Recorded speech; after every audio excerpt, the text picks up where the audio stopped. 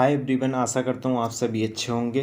रोज़ाना की तरह हम आज फिर एक अच्छी सी स्टोरी लाए हैं और आज मैंने अपनी पूरी मेहनत लगा दी है आपको इंग्लिश सिखाने में। मैं एक एक वर्ड का ट्रांसलेशन करूँगा और एक एक वर्ड का आज आपको यहाँ क्या उसका हिंदी में अर्थ होता है सारा कुछ पता चलने वाला है। और हम रोज़ाना इसी तरह की वीडियो लाते हैं। आज की स्टोरी का टाइटल है फुलिश मैन लक, यानी मूर्ख आदमी का भाग्य। फुल्लिश होता है मूर्ख और लक होता है भाग्य। और ये मैन में जो एस लग रहा है इसको अपोस्ट्रोफी एस बोलते हैं, जिसका मतलब होता है का, किसी से संबंध दर्शाने के लिए का मतलब किसी आदमी का। फुल्लिश मैन्स लक, मूर्ख आदमी का भाग्य। शुरू करते हैं स्टोरी। इन ए विलेज, एक गांव में, देयर लिव्ड ए फुल्लिश मैन, एक मूर्ख व्यक्ति रहता था।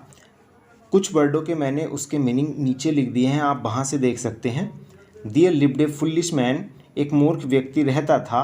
वन डे, एक दिन, he went to the town to sell his cow, एक दिन वह शहर गया अपनी गाय को बेचने के लिए। ही स्पेंट होल डे, उसने पूरा दिन खर्च कर दिया। But didn't found any customer, लेकिन उसे कोई ग्राहक नहीं मिला। उसने पूरा दिन खर्च कर दिया लेकिन उसे क्या हुआ, कोई ग्राहक नहीं मिला। कस्टमर होता है ग्राहक। On his way back, on his way back मतलब वापस आते समय, जब वह वापस आ रहा था। On his way back, suddenly, अचानक, ए स्टॉर्म, एक तूफान, ब्रोक आउट, जब वह वापस आ रहा था अचानक एक तूफान आ गया, ब्रोक आउट आ गया।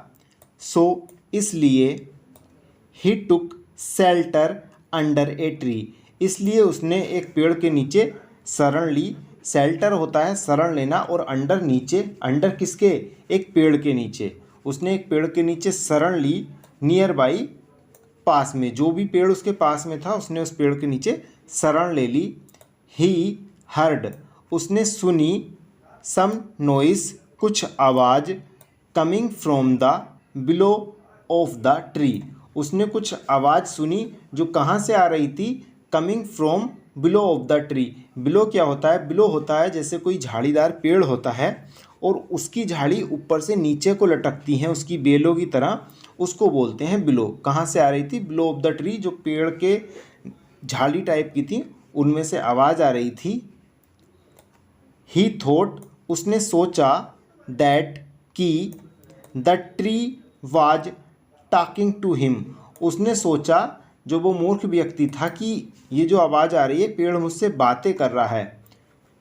सो इसलिए, ही आस्क्ड द ट्री, इसलिए उसने पेड़ से पूछा, वेदर, कि he would like to buy his cow, उसने पेड़ से पूछा कि क्या वह उसकी गाय को खरीदना चाहेगा। जो पेड़ था, यहाँ बाई दिया है, स्पेशली यहाँ इनसे कुछ मिस्टेक हो गई है, ये है BUY, वाई खरीदने वाला। He would like to buy his cow, क्या वह उसकी गाय खरीदना चाहेगा, उस मूर्ख व्यक्ति ने पेड़ से पूछा। देन अगेन, फिर दोबारा, द ट्री क्रीक्ड, फिर दोबारा पेड़ चरमराया। क्रीक्ड होता है चरमराना, जैसे जब हवा चलती है तो पेड़ चरमराते हैं, वही वाला है। देन अगेन, फिर दोबारा, the tree creaked more loudly, फिर दोबारा पेड़ जोर से चरमराया। सो इसलिए, he thought that the tree is interested in buying his cow, so इसलिए, ही थॉट, उसने सोचा, दैट कि द ट्री इज इंटरेस्टेड, पेड़ रुचि ले रहा है या रुचि लेता है, इन बाइंग हिज काऊ, उसकी गाय को खरीदने में पेड़ रुचि ले रहा है। जब वो चरमराया उसे ऐसा लगा। And he tied his cow with the trunk of the tree, जब उसे ऐसा लगा कि पेड़ उसकी गाय को खरीदना चाह रहा है तो ही टाइड हिज काऊ, उसने अपनी गाय को बांध दिया, with the trunk of the tree, trunk होता है तना, पेड़ के तने से उसने अपनी गाय को बांध दिया। He told the tree that, उसने पेड़ से कहा कि ही will be back tomorrow morning, उसने पेड़ से कहा कि वह कल सुबह आएगा। टू टेक हिज मनी, अपना पैसा लेने, क्योंकि उसे क्या लगा, उस पेड़ ने, जब पेड़ चरमराया, उस पेड़ ने उसकी गाय को खरीद लिया और उसने उस पेड़ के ट्रंक, पेड़ का जो तना रहता है उसको ट्रंक बोलते हैं, उससे अपनी गाय को बांध दिया और उससे कह के चला गया, he will be back tomorrow morning to take his money, कि वह कल सुबह आएगा अपना पैसा लेने।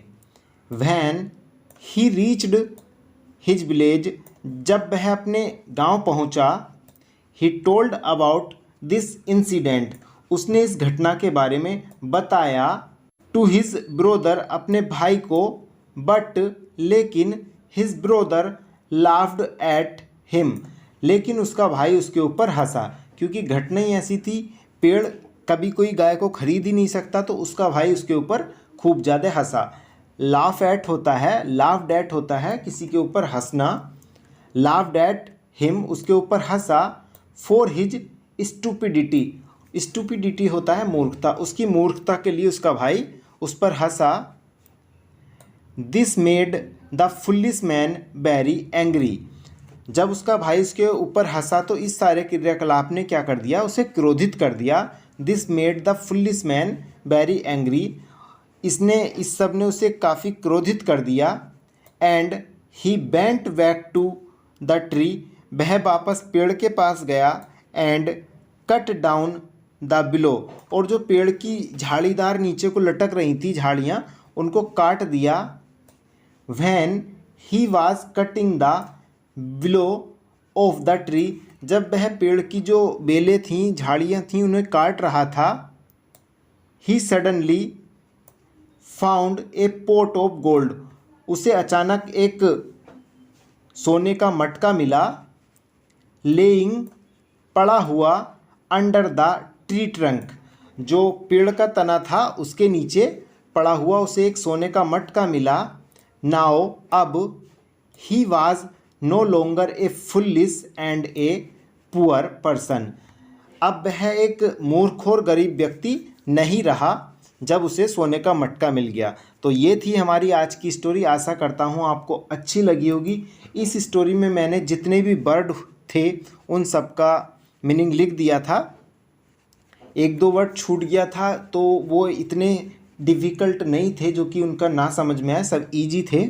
आशा करता हूँ आपको ये समझ में आई होगी। आप इसका एक बार और रिवीजन करना और इसी तरह की हम वीडियो लाते रहते हैं।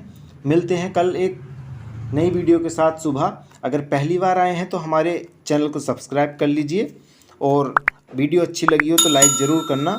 और अगर कुछ भी कमी लगी हो या आप कुछ सुधार चाहते हैं या फिर आप किसी भी टॉपिक पे वीडियो चाहते हैं तो वो आप मुझे कमेंट में ज़रूर बताइए। मैं आपके कमेंट का इंतज़ार करूँगा। मिलता हूँ कल सुबह। जय हिंद।